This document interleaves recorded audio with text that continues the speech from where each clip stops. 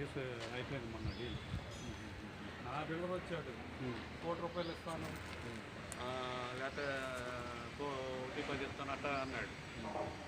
2.5 ఇవ్వాలని ఖచ్చితంగా అంటుంటే కనీసం 2.5 ఇవ్వని చెప్పాను.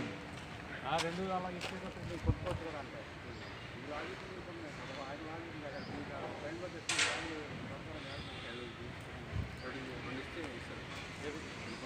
ఇదే ఇదిగా doctor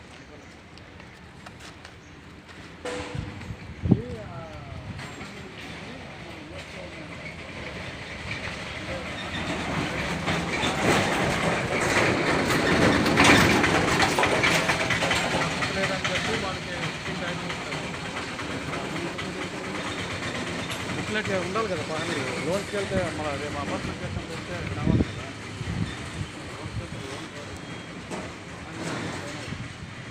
first matar token amount ఇచ్చేస్తే